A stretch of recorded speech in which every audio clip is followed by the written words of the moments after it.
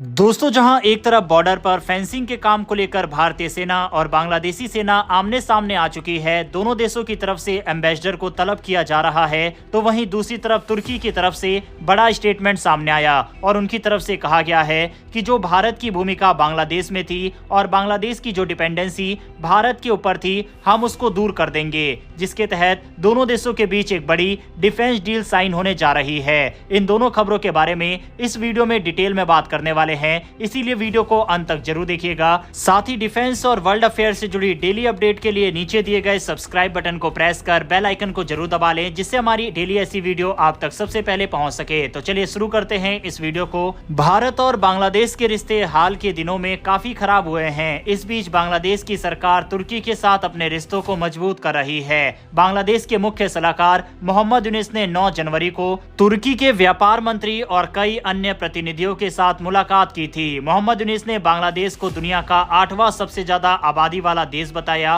मोहम्मद यूनिस ने कहा कि हमारी सरकार युवाओं को रोजगार देने की दिशा में काम कर रही है। अगर तुर्की सरकार बांग्लादेश में इन्वेस्ट करती है तो बांग्लादेश की युवाओं को फैक्ट्री और इंडस्ट्रीज में कामकाज मिल सकता है। मोहम्मद यूनिस ने कहा कि तुर्की हमेशा से ही टेक्नोलॉजी के क्षेत्र में सबसे आगे रहा है और बांग्लादेश में रक्षा उद्योग को डेवलप करने में तुर्की उसकी मदद कर सकता है। बांग्लादेश एक बड़ा बाजार है और अगर तुर्की यहां डिफेंस के मामले में भी इन्वेस्ट करता है तो यूनिस सरकार हर संभव मदद करेगी। इस पर तुर्की के व्यापार मंत्री डॉक्टर ओमर बोलत ने कहा कि दोनों देश कपड़े के व्यापार के साथ कई अन्य चीजों में विविधताएं ला सकते हैं, जिसमें डिफेंस के साथ स्वास्थ्य सेवाएं, फार्मास्यूटिकल्स और कृषि मशीनरी शामिल है। इस बीच तुर्की के मंत्री ने कहा कि हम बांग्लादेश के आयात बाजार में भारत और बाकी देशों की जगह ले सकते हैं, क्योंकि इस वक्त 20 तुर्की की ऐसी बड़ी कंपनी है जो बांग्लादेश में इन्वेस्ट कर रही है, जिनमें कपड़ा, इंजीनियरिंग, निर्माण आदि शामिल है। वहीं आंकड़े देखें तो दोनों देशों के बीच व्यापार काफी ज्यादा है।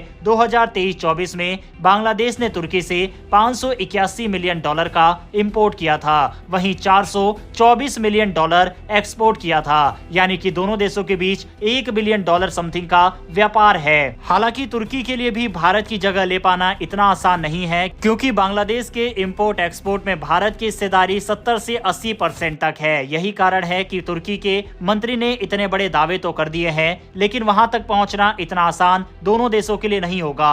हाल ही के दिनों में बांग्लादेश ने पाकिस्तान और तुर्की से अपनी नजदीकियां ज्यादा बढ़ाई है। 1971 आजादी के बाद बांग्लादेश पहली बार पाकिस्तानी सेना के साथ ट्रेनिंग भी करेगा। दोनों देशों के बीच फरवरी के महीने में ट्रेनिंग प्रोग्राम होगा, जहां पहली बार पाकिस्तान की सेना बांग्लादेश आएगी। इसके अलावा भारत के साथ बांग्लादेश अपनी दूरियां लगातार बढ़ा रहा है। 5 जनवरी 2025 को बांग्लादेश के अधिकारियों को भारत ट्रेनिंग के लिए आना था। इस यात्रा को रद्द कर दिया गया। भारत और बांग्लादेश के बीच तनाव है। बांग्लादेश भारत पर अपनी निर्भरता को भी कम कर रहा है, इसीलिए तुर्की के साथ उसने डिफेंस इक्विपमेंट की डील पर जोर दिया है। बांग्लादेश ने तुर्की से 26 हल्के टैंक खरीदने पर भी बातचीत की है। बांग्लादेश की आर्मी तुर्की के हथियारों पर हमेशा से ही विश्वास करती रही है। बता दें कि भारत की मेघालय की सीमा पर पिछले दिनों तुर्की के बैरक्टर TB2 ड्रोन को भी देखा गया था। ये वही ड्रोन है जिसने यूक्रेन, सीरिया, इथोपिया, माली के संघर्षों में अपनी उपयोगिता को साबित किया था। इसके अलावा बांग्लादेश फ्रांस से भी राफेल जेट खरीदने पर बातचीत कर रहा है। भारत के साथ उसके रिश्ते खराब हो रहे हैं, ये इस वजह से भी कहा जा रहा है क्योंकि भारत पश्चिम बंगाल के मालदा जिले के सुखदेवपुर में सीमा पर फेंसिंग का काम कर रहा था। इस पर बांग्लादेश के अधिकारियों ने आपत्ति जताई थी और दोनों देशों की सेना आमने सामने भी आ गई थी, जिसके बाद इस काम को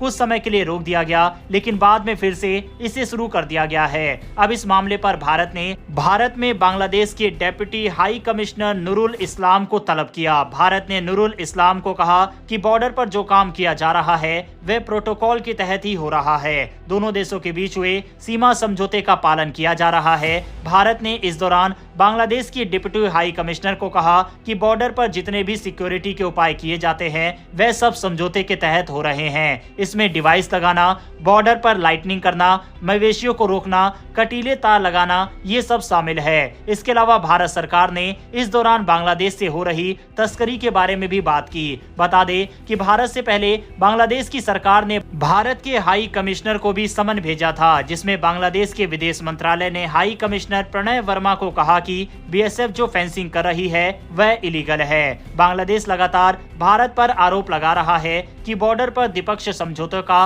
उल्लंघन किया जा रहा है, जिसमें 5 जगहों पर फेंसिंग लगाने का काम हो रहा है। हालांकि यूनिट सरकार का कोई ऑफिशियल बयान इस मामले पर सामने नहीं आया। भारत के हाई कमिश्नर ने बांग्लादेश के साथ हुई बैठक के बाद कहा कि दोनों देशों में सिक्योरिटी के मुद्दे पर फेंसिंग लगाने की सहमति है। दोनों देशों की सुरक्षा बलों, जिसमें भारत का बीएसएफ और बांग्लादेश के बीजीबी ने इस मुद्दे पर बात भी की है। आपको बता दें कि ये मामला तब गरमाया जब बांग्लादेश के गृह मामलों के सलाहकार जहांगीर आलम चौधरी ने कहा, बांग्लादेश अपनी सीमा पर किसी को कोई जगह नहीं देगा। बॉर्डर पर जीरो लाइन के भीतर 150 यार्ड के अंदर डिफेंस से जुड़े किसी भी तरह के कामकाज की अनुमति नहीं दी जाएगी। जहांगीर आलम ने बांग्लादेश भारत संयुक्त सीमा निर्देश 1975 की याद दिलाई। उन्होंने कहा कि भारत ने 2010 से लेकर 2023 तक 160 जगहों पर फेंसिंग का काम किया था। 10 जनवरी 2025 से बीएसएफ ने फिर से ये काम शुरू किया।